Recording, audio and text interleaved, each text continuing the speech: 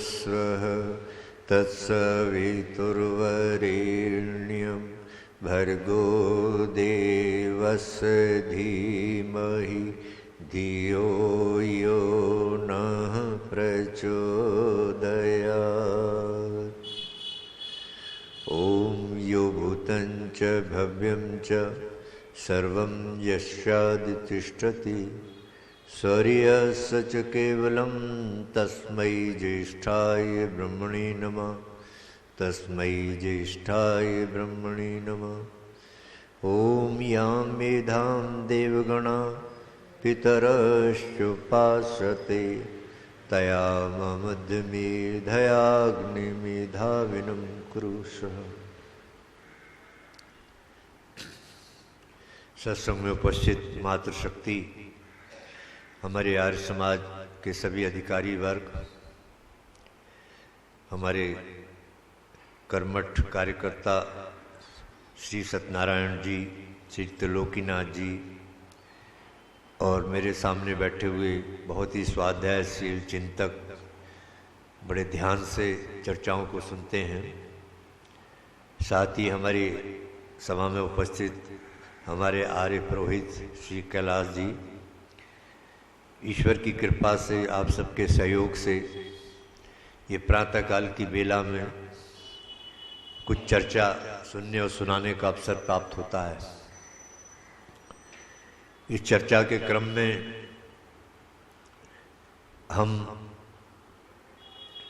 क्लेशों की चर्चा कर रहे थे कि ये तीन तत्व ऐसे हैं जिनसे जीवन में हमें न समझने के कारण से और इनका यथार्थ बोध न होने के कारण ये हमारे लिए दुख का कारण बन जाती हैं। उसमें पहली चीज़ है क्लेश, और दूसरा है कर्म, और तीसरी चीज़ है वासना। तो इन तीनों से अगर हमें पीछा छुड़ाना है तो इनके बारे में हमें यथार्थ ज्ञान होना चाहिए। जब ज्ञान होगा फिर हम प्रयास करेंगे और तब ये दोष हमारे जीवन से दूर होते हैं। तो क्लेश में की चर्चा हम लोग कर रहे थे और आपके सामने हमने संकेत किया था कि हमारे योग दर्शन में ये 5 प्रकार के क्लेशों की चर्चा है। 5 प्रकार में कौन कौन से हैं वो 5? पहले नंबर पर है अविद्या, फिर अस्मिता, फिर राग, और फिर द्वेष और अभिनिवेश। ये 5 क्लेश हैं। तो इनकी स्थिति और इनका जो दायरा है, अगर हम इनको समझ लें तो इससे हमें राहत मिल सकती है। सबसे पहले जो इस क्रम में वो है अविद्या। इसी को मैंने पहले भी एक दिन आपके सामने स्पष्ट किया था कि जैसे हमारे चिकित्सा के क्षेत्र में एक क्रम है सिलेबस का कि पहले रोग, फिर रोग का कारण, फिर आरोग्य और फिर औषधि। ये 4 भागों में चिकित्सा विज्ञान हमारा बटा हुआ है। इसी प्रकार से हमारे ऋषियों ने भी हमारा मार्गदर्शन अध्यात्म के क्षेत्र में किया है। और बस शब्दों का फर्क है। शब्द जैसे वहाँ रोग आ रहा है तो यहाँ क्या शब्द प्रयोग हो रहा है? हे। वहाँ रोग का कारण कहा जा रहा है तो वहाँ यहाँ हेतु कहा जा रहा है। तो वहाँ रोग का कारण आरोग कहा जा रहा है, यहाँ मोक्ष कहा जा रहा है, हौन जिसका है। और उसी प्रकार औषधि है तो यहाँ हान उपाय है। तो शब्दों का फर्क है, भावना दोनों तरफ बिल्कुल एक सी है। और एक दूसरे को समझकर हम वास्तव में ज्ञानी बन सकते हैं कि ये क्लेश क्या है और अविद्या क्या है। तो पहले नंबर पर जो अविद्या है, तो अभी पहला प्रश्न ये पैदा होता है कि भाई ये रोग क्या है, जिसको रोग कहा जा रहा है मेडिकल साइंस में, और हमारे यहाँ हे कहा जा रहा है, ये है क्या? तो हे का तात्पर्य यह है कि रोग ये है हमारा कि परमात्मा ने हमारे ही पूर्व कर्मों के आधार पर मोक्ष का आनंद भोगाकर या अन्य योनियों के आनंद को पूरा करके भोगाकर उसके बाद में हमें प्रकृति से यहाँ बांध दिया। हम परमात्मा से दूर हो गए और प्रकृति के साथ जुड़ गए। ये हमारा रोग है। इसी को कहते हैं दूसरे शब्दों में जन्म होना। जन्म क्या है? जन्म यही है कि जीवात्मा को प्रकृति के साथ बांधकर शरीर में नियुक्त कर देना, ये जन्म है। और जब शरीर में से जीवात्मा छूटकर, तो वियोग जिसको कहते हैं, उसका तात्पर्य मृत्यु है।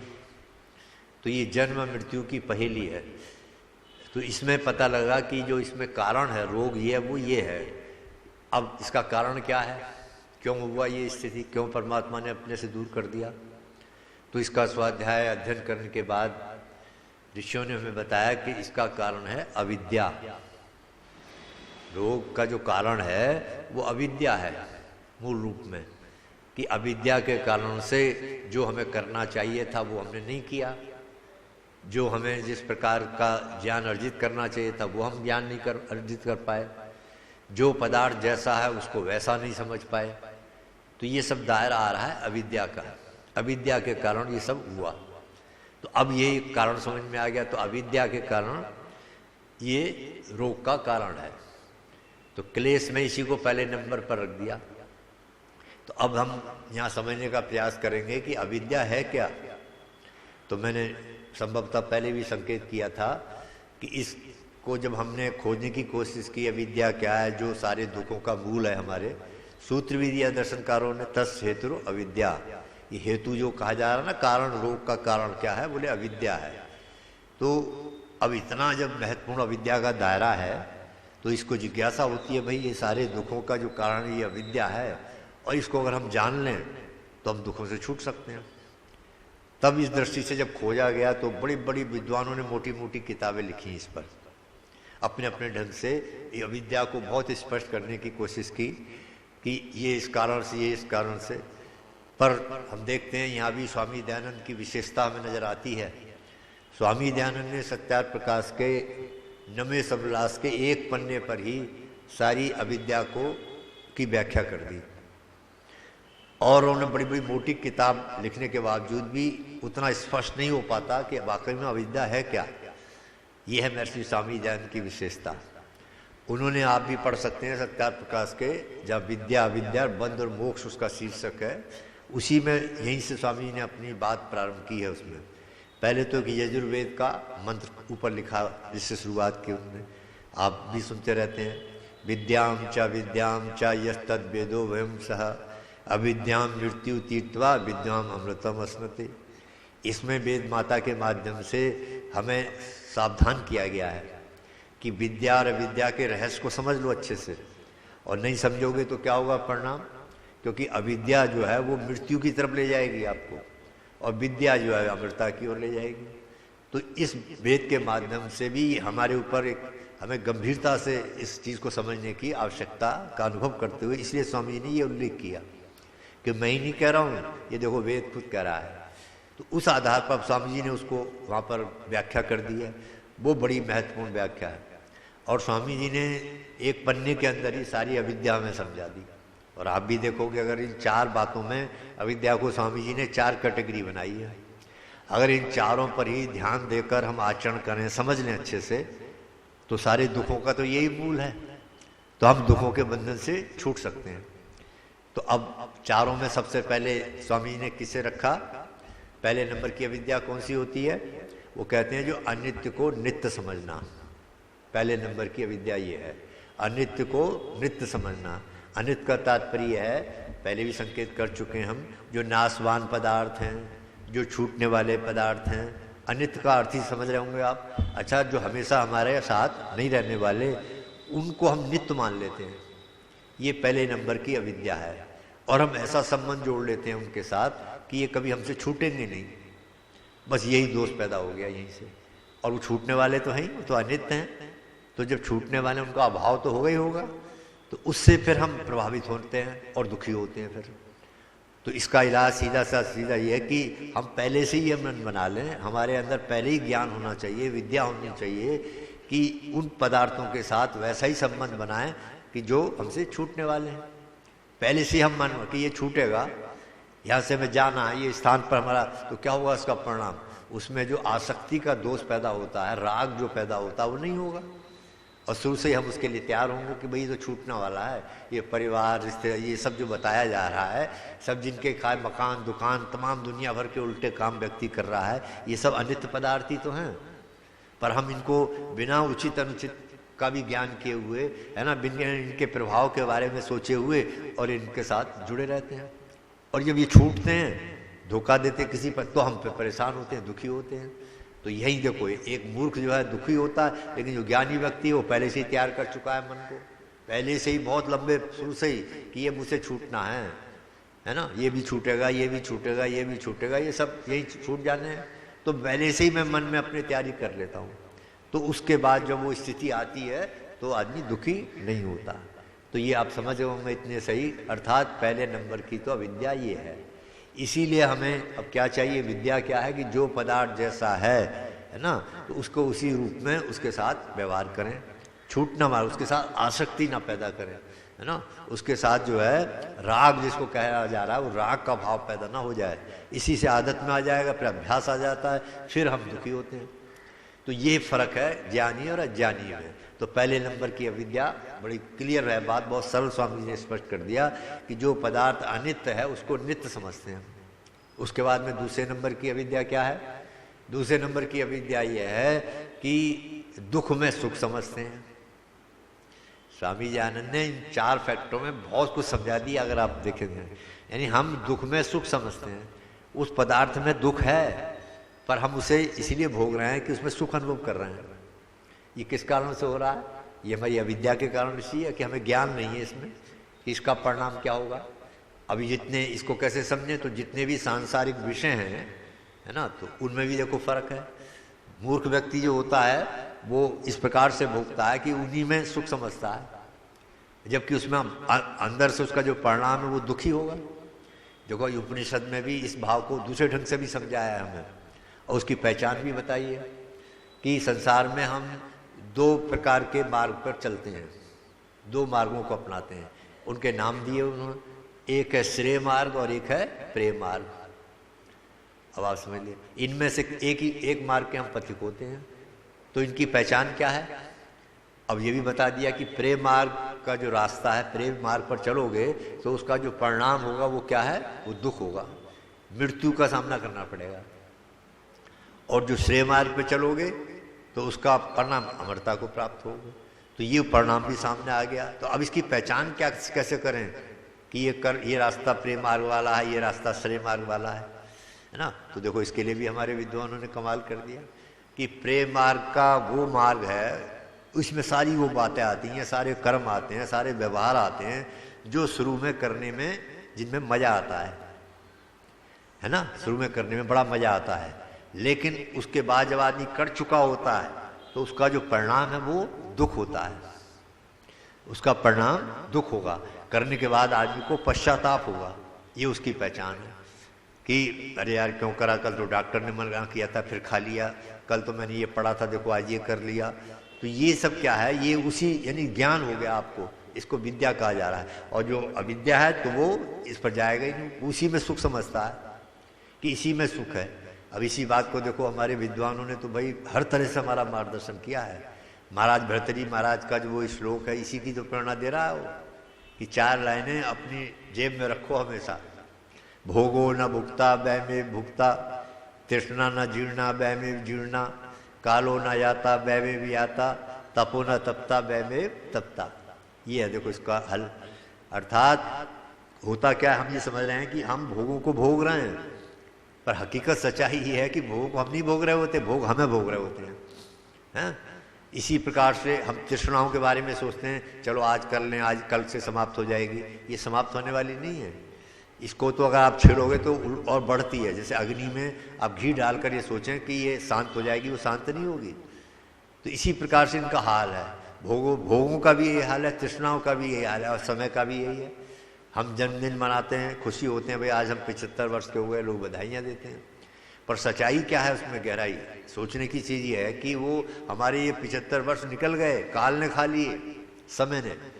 विचारने की चीज़ है कि अब जो शेष समय बचा है इसमें मैं कुछ कर पाया कि नहीं पाया, देखूं कुछ करूं, करने का प्रयास करूं ताकि मेरा अगला जीवन अच्छा बने। तो ये सोचने की चीज़ होती है वहाँ पर। और हमने उसको, तो हम उसमें क्या समझ रहे, तो इसीलिए कहा जा रहा है कालो न जाता मैं भी आता। काल यानी समय को हम समझ रहे हैं, हम भोग रहे हैं समय को, हम नहीं भोग रहे हैं, समय ने हमें भोग लिया, है ना। तो इसी प्रकार से ये संदेश हमारे इसमें भी हमें सावधान किया जा रहा है कि वाकई में जो पदार्थ दुख हैं जिनमें भरा हुआ, हम सुख के रूप में अनुभव करते हैं। एक बार मैं एक पुस्तक पढ़ रहा था, तो उसमें एक अच्छा संदर्भ मिला, फिलॉसफी की किताब थी, तो अंग्रेजी में थी। तो उसने प्रश्न खड़ा किया कि when does the lord smile, ईश्वर को कब हंसी आती है। तो मैंने कहा भाई ईश्वर को हंसी भी आती है क्या। जब आगे थोड़ा कुरेदा पड़ा तब उसने उसको उत्तर दिया। समझाने का तरीका होता ना अलग की शैली का, विद्वान का, लेखक का। तो उसने कहा ईश्वर को कब हंसी आती है। बोले ईश्वर को तब हंसी आती है जब एक डॉक्टर किसी मरीज को देखकर कहता है कि तू चिंता मत कर, मैं तुझे बिल्कुल ठीक कर दूंगा, तब ईश्वर को हंसी आती है। समझ गया आप। लेकिन सब डॉक्टर नहीं कहते ऐसा। जो आस्तिक प्रकृति के डॉक्टर होते हैं वो क्या कहते हैं, वो कहते हैं भाई देखो मेरा काम है दवाई देना, मैं अच्छी से अच्छी दवाई दूंगा, इलाज करूंगा, लेकिन जीवन मृत्यु तो भाई ईश्वर के हाथ में है, मेरे हाथ में तो है नहीं। समझ गए आप। देखो तो दोनों में कितना फर्क आ गया। तो पहला वाला कह रहा है चिंता मत कर, मैं बिल्कुल तुझे ठीक कर दूंगा, तब ईश्वर हंसता है। हकीकत क्या है, इसमें क्या इशारा हो रहा है, अर्थात हमारे हाथ में है क्या, और हम उसके नाव पे भी और दावा कितने कर रहे हैं। तो यही अविद्या हो रही है वहाँ पर। और इसी बात को जब मैंने पढ़ा तो मेरे भी अपने ढंग से मैंने सोचा, मैंने कहा भाई परमात्मा हमारे ऊपर भी हंसता होगा कि रोज़ हम हवन करते हैं, हवन करने के बाद वो घी को लेकर हाथ में तपा कर और परमात्मा से रोज़ प्रार्थना करते हैं, तेजोसी तेजोमयी देही, वीर्यमसी वीर्यमयी देही, बलमसी बलमयी देही, ओजोसी ओजोमयी देही, और रोजाना ही इस तेज बल ओज को बर्बाद करते हैं। तो ईश्वर हंसता नहीं होगा। तो ये क्यों बर्बाद करते हैं, क्योंकि हम अविद्या के शिकार हैं, हम उसकी कीमत को समझ नहीं पा रहे हैं, हम उसमें थोड़ी देर के सुख दुख में सुख समझ रहे हैं वहाँ, और फंस गए उसके जाल में। तो ये सारी चीज़ें हमें बचाती हैं बुराई। हमारे सही प्रकार से आज बच्चों में, युवा पीढ़ी में यही सब चिंतन तो आउट ऑफ डेट हो गया, कर दिया लोगों ने, इसका ध्यान ही। इसीलिए देखो बर्बादी हो रही है, तमाम ऐसे व्यसनों में पड़ गए कि भविष्य दिखाई दे रहा है कि कितनी भी आप वो करिए, लेकिन देश तो खोखला हो रहा है। समाज से युवा पीढ़ी होती है देश का कर्णधार, वो किधर जा रहा है आज, उसमें कितने दोष आ रहे हैं, कुसंस्कार पैदा हो गए। ये किस कारण से हो गए, पूजा पाठ बहुत हुआ, उपदेश बहुत हो रहे हैं, चर्चाएं बहुत हो, लेकिन जो यथार्थ चीज़ है वो तो नहीं लाई जा रही सामने। केवल हम अपने स्वार्थ के कारण उसमें घुमा फिरा कर उस चीज़ को रखकर अपनी दुकान चलाते हैं। तो ये तो फिर कोई सही रास्ता नहीं हुआ, ईश्वर का रास्ता तो नहीं है। तो ईश्वर ने तो वो रास्ता बताया जिस स्वामी दयानंद जिसके प्रचारक हैं, हम लोग जिसमें, आप जिसमें थोड़ी कोशिश करते हैं। तो अब आप समझ गए, अर्थात ये दूसरे नंबर की अविद्या है कि दुख में सुख समझना, है ना। वो कुत्ते वाला उदाहरण ये याद कर लेना तो वो इसी को कन्फर्म करता है। तो इसी प्रकार से तीसरे नंबर की अविद्या कौन सी है, तीसरे नंबर की अविद्या है अपवित्र को पवित्र समझना। कितनी सरल स्वामी जी ने सब बात क्लियर कर दी, अगर इनकी गहराई को। तीसरे नंबर की अविद्या कौन सी होती है, जो हमारे दुख का कारण है, अपवित्र को पवित्र समझना। असल में वो पदार्थ अपवित्र है, लेकिन जो है हम उसको पवित्र मानकर सारी शक्ति उसी के उसमें लगाते रहते हैं। एक उदाहरण से समझ लें इसको, जैसे अपने शरीर पर विचार करो। सबकी बात नहीं कर रहा मैं, अधिकांश लोग, कुछ लोग ऐसे हैं सारा जीवन धन कमाना जो भी कुछ करते हैं शरीर की इसमें ही चमक धमक में ही लगे रहते हैं। ये खिलाओ, वो पहनो, ये शरीर, ये क्या है, शरीर को मान लिया उन्होंने सब कुछ, और अपने दूसरे कर्मों की तरफ नहीं ध्यान देते कि भाई हमें कुछ और भी, शरीर जिसके मिले आया उधर तो लगाओ। पर शरीर की सेवा में ही सारा जीवन अन्नमय स्तर पर ही जीता रहा आदमी, तो उसका परिणाम क्या हो रहा है, अर्थात वो शरीर, और जिसकी शरीर की हालत क्या है, अंदर शरीर मांस मंजा जिस प्रकार से बना हुआ है, तो आप देख लो। लेकिन इसके उस भाव को ना लेकर, उस ज्ञान ना देकर, और इसको हम अपवित्र को पवित्र मानकर पूजा इसी की करने में लग गए।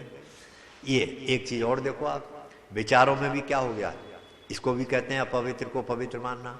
आज आम धारणा क्या है हमारी युवा पीढ़ी की, अगर आज आम धारणा देखो तो ये बन गई है, क्या बनी है कि बिना गलत काम किए कोई आदमी धनवान नहीं बन सकता। ये देख लीजिए, आज किसी से बात कर लो, आप बच्चों कहीं बात करोगे, आप थोड़ा उन्हें समझाने की कोशिश करोगे, फौरन यही तर्क आता है सामने, कह रहे आचार्य जी आज ये जो है बिना नंबर 2 का काम किए, बिना कोई गलत काम किए कोई पैसे वाला नहीं बन सकता। अब देख लो, अब इसका परिणाम कितना भयंकर हो रहा है। अब इसी बात को अगर सब अपना लें, सभी आचरण करना इधर ही तो शुरू कर दिया, तो इसका परिणाम तो ये होगा कि मैं आपको धोखा दे रहा हूँ, आप मुझे धोखा दे रहे हो। हर आदमी की स्थिति आज यही तो देख लो, परिणाम सामने आ गया इसको, कि जब इसी सोच से चलेंगे लोग तो क्या होगा। आज पैसा लिए घूमते हैं हम, हमें शुद्ध दवाई नहीं मिलती, पैसा लिए घूम रहे हैं, हमें तो शुद्ध जो है घी दूध नहीं मिल रहा खाने के लिए। अब पैसे लिए कितनी मिलावट हो रही, तो ये क्या कौन सी सोच है।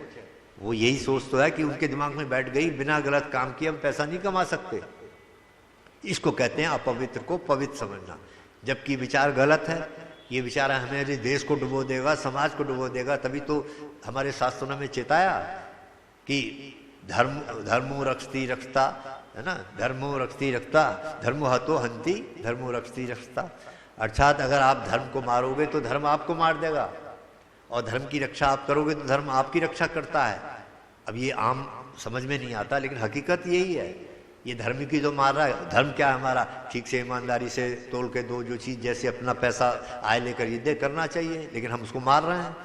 और धीरे धीरे फिर क्या है, फिर देखो जब धर्म को आपने मारेगा तो धर्म आपको मारेगा। फिर हम तो घूमते रहो पैसा लेकर, कहीं भी कुछ चीज़ नहीं मिलेगी उस पैसे को जो कमाया बिना साधन। तो अपवित्र को पवित्र समझना, तो ये विचारधारा की दृष्टि से भी प्रदूषण आ गया समाज के अंदर। तो अगर वो समय नहीं, भाई जो रास्ता तो सही रास्ता है, श्रेय मार्ग, उसी को तो कहा गया। श्रेय मार्ग की मैं पहचान बता रहा था। श्रेय मार्ग का तात्पर्य, इसमें वो कर्म आते हैं जिनके शुरू में करने में थोड़ी हिम्मत की जरूरत पड़ती है, साहस की जरूरत पड़ती है, लेकिन जब व्यक्ति उस पर चल पड़ता है तो उसका जो एंड है वो अच्छा होता है। प्रेम मार्ग का एंड खराब है, शुरू में मजा आता है, दोनों में फर्क बता दिया। अब इस पर कसौटी पर कस लो आप। जिनमें कामों में आपको आराम लगता हो, सुविधा आती हो, मजा शुरू में, और बाद में दुख होता हो, समझ लो वो प्रेम मार्ग है, वो मृत्यु का रास्ता है, दुखों का रास्ता है। और जिन कामों के करने में शुरू में कठिनाई, थोड़ा हिम्मत की जरूरत है, थोड़ा ज्ञान की जरूरत पड़ती है, तो समझ लो ये श्रेय मार्ग है, ये आपको जीवन की ओर, अमरता की ओर ले जाएगा। पर वो किसी कवि ने लिखा है ना, हर आदमी तो चल नहीं पाता, इसके लिए भी थोड़ी हिम्मत चाहिए ना। तभी किसी कवि ने लिखा है, वह पथ क्या पथिक कुशलता क्या, जिस पथ पर बिखरे सूल ना हो, और नाविक की धैर्य परीक्षा क्या, जब धारा ही प्रतिकूल ना हो। हवा के साथ सब बह रहे हैं, हवा के साथ चलना तो बहुत आसान है ना। हवा के विपरीत खड़े होना, यह है हिम्मत की बात। साथ आज सब नशा में भाग रही है युवा पीढ़ी, सब नशा शराबी उल्टे सीधे काम कर रहे हैं। पर अगर हम हिम्मत के साथ खड़े होते, नहीं मैं नहीं गलत इस काम को करूँगा, तो मैं भले ही अकेला हूँ, ये है श्रेय मार्ग, समझ ना। तो हिम्मत वाला जो है तो हवा के विपरीत रास्ते को लेकर चलता है। तो ये सब दोष आज समाज के अंदर आ गए, क्योंकि इसी प्रकार की अविद्या का शिकार बन गया सारा समाज। तो आप समझ गए, तो तीसरे नंबर की अविद्या है ये। अब चौथे नंबर की, 4 पार्ट की है ना, ये बड़ी महत्वपूर्ण है। और मैं समझता हूँ स्वामी जी का इस समाज में जागृति की दृष्टि से बहुत महत्वपूर्ण योगदान है, पर अभी भी समाज इसको अपना नहीं पाया है, समझ नहीं पाया। वो कौन सी है चौथे नंबर की अविद्या, कि जड़ को चेतन समझना। समझ रहे हैं आप, कितनी सरल चारों में आ गई। जड़ को चेतन समझना, अर्थात जो पदार्थ जड़ है, पर हम उसके साथ ऐसा व्यवहार करते हैं कि चेतन जैसा व्यवहार करते हैं। तो आप समझ गए ना। तो ये चौथे नंबर की अविद्या, इसी का शिकार हुआ पड़ा है समाज को। कुछ दिनों पहले हम वहाँ गए पश्चिम बंगाल, तो वहाँ एक आसनसोल जिला पड़ता है, उसमें बहुत अच्छी आर्य समाजें हैं, 3-4 कॉलेज हैं, बड़ा अच्छा वहाँ केडिया एक परिवार है, उन्होंने बड़ा त्याग के साथ बनाया। तो वहाँ हम गए तो गाड़ी लेट हो गई, तो ड्राइवर गाड़ी लेकर तो वापस चला गया कार। तो हम रिक्शे से गए वहाँ, तो मेरे साथ एक सज्जन थे, हम दोनों बैठे हुए थे। दोनों बैठे तो रिक्शे में बैठ गए। वहाँ की ऐसे ऐसे जिग जैग टाइप की रोडें हैं वहाँ, ऐसे ऊपर फिर चढ़ाई फिर ऐसे ढाल। जब रिक्शे वाला चलाना शुरू किया तो उसकी वो चैन उतर गई। जब चैन उतर गई तो उसने ब्रेक लगाकर पीछे आया। हम बैठे थे रिक्शे के ऊपर दोनों, और पीछे आकर अपनी वही पूरब की भाषा में उधर की गंदी गालियाँ दी इस रिक्शे को। पता नहीं कितनी अश्लील प्रकार की गालियाँ कि मैं यहाँ नहीं सुना सकता आपको। और इतनी गालियाँ तो हम भी सुन रहे थे ऊपर बैठे हुए। तो मेरे साथ में जो त्रिलोक चंद जी कहने लगे, अरे मुमुक्षु देखो ये तो पागल लग रहा है, बिल्कुल मूर्ख है ये। तो मैं मुस्कुराकर उनको जवाब नहीं दिया उस समय, लेकिन मैं बाद में सोचने लगा, जब रात को कार्यक्रम हुआ वहाँ, तो हमने यही प्रसंग सुनाकर मैंने अपनी बात रखी। मैंने कहा उस व्यक्ति को जो रिक्शों को गाली दे रहा था, तो हम उसे क्या कह रहे हैं, मूर्ख है। क्यों मूर्ख है वो? तो इतना तो आप भी समझते हैं, रिक्शे को अगर आप गाली देंगे तो रिक्शे पर कोई प्रभाव पड़ता है क्या उसका गाली का? आपका सोचो आप, यही तो सोचने को तैयार नहीं है विचार हमारा। अगर इतना सोचना है तो काया पलट हो जाए देश की।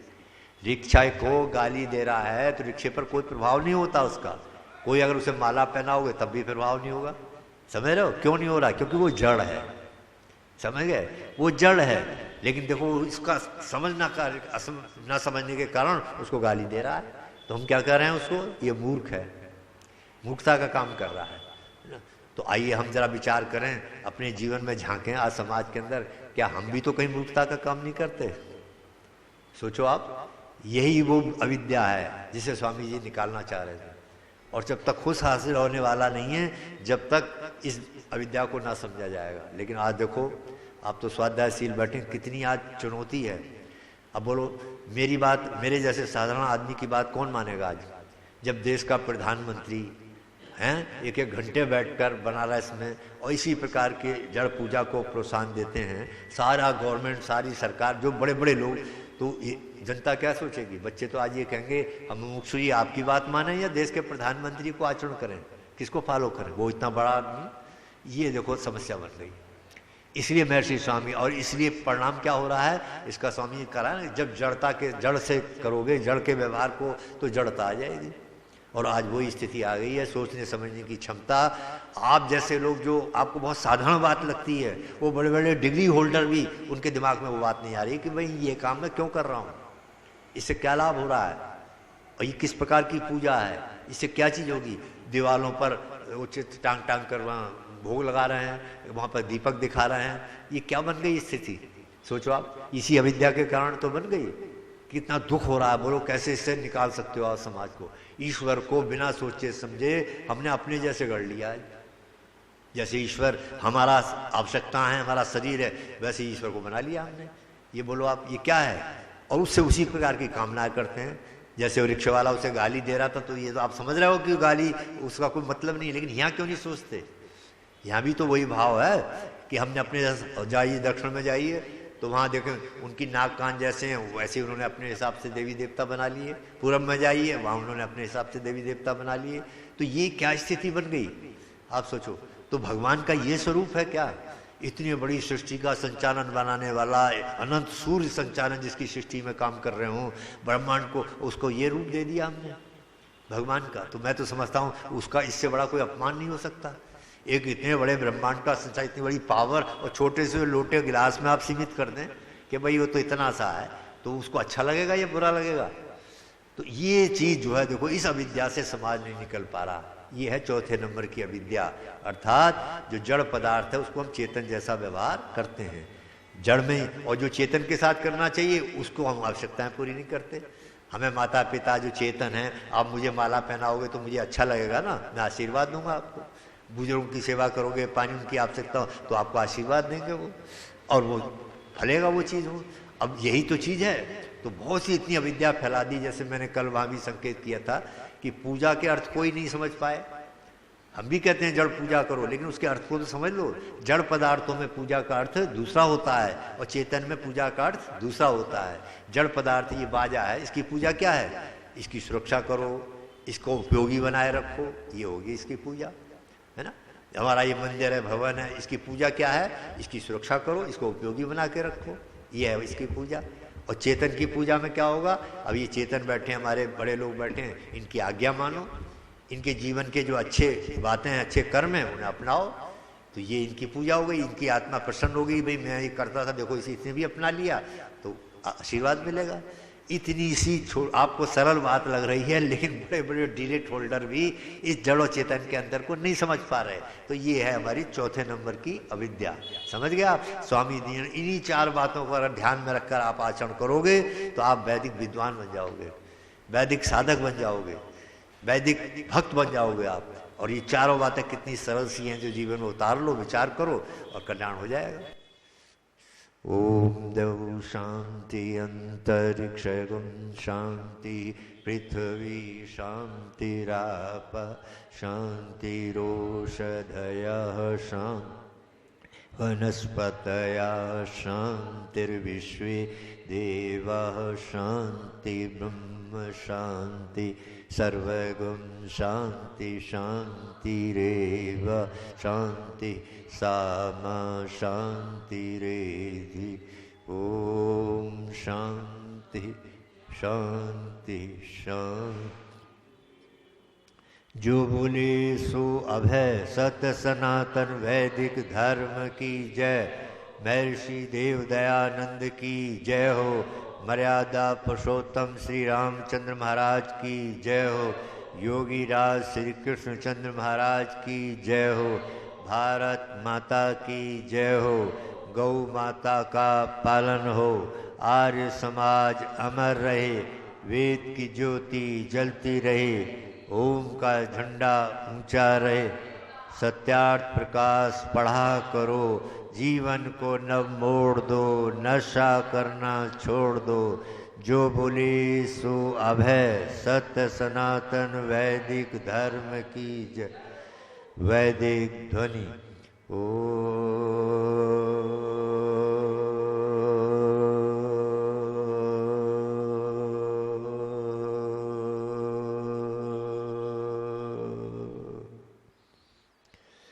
वैदिक अभिवादन। सभी को सादर नमस्ते जी।